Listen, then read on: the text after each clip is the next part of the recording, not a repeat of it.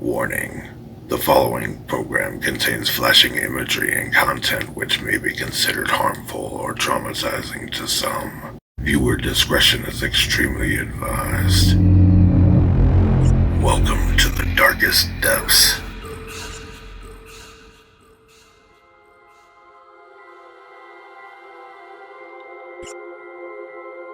World War II was in full effect, and America was in dire need of weapons and ammunition.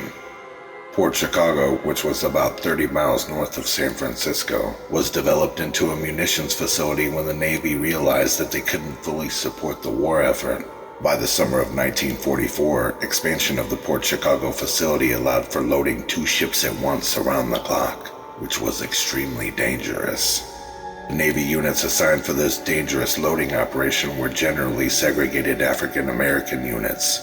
For the most part, these men had not been trained in handling munitions. Additionally, safety standards were forgotten in the rush to keep up frenetic loading schedules. On the evening of July 17th, 2 merchant ships were being loaded at the same time. The holds were being packed with 4,600 tons of explosives, consisting of bombs, depth charges, and ammunition. Another 400 tons of explosives were nearby on rail cars. Approximately 320 workers were on or near the pier around 10:15 p.m. when the unthinkable happened. No one knows how they started, but a series of massive explosions over several seconds destroyed everything and everyone at the facility. The blasts were felt as far away as Nevada, and the resulting damage extended as far away as San Francisco. Every building in Port Chicago was damaged or blown to pieces, and people for miles around were literally knocked off of their feet.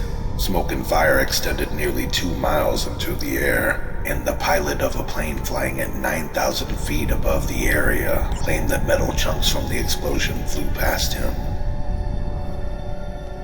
Nearly 2/3 of the 320 people killed at Port Chicago were enlisted African American men, which was actually 15% of all the African American men killed during World War II.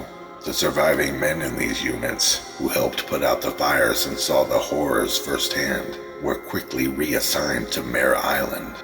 Less than a month later, when they were ordered to move more munitions, while still receiving no further training, 258 African American sailors refused to carry out the orders. 208 of them were sentenced for bad conduct charges and pay forfeiture. The remaining 50 men were put on trial for mutiny, which was punishable by death. They were all sentenced to between 8 and 15 years of hard labor, but were fortunately given clemency after 2 years.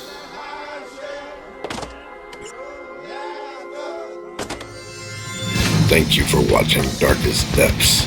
Follow on YouTube, Instagram, and TikTok for the absolute worst that humanity has to offer in true crime and horror.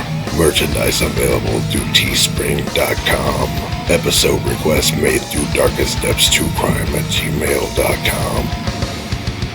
No one is safe.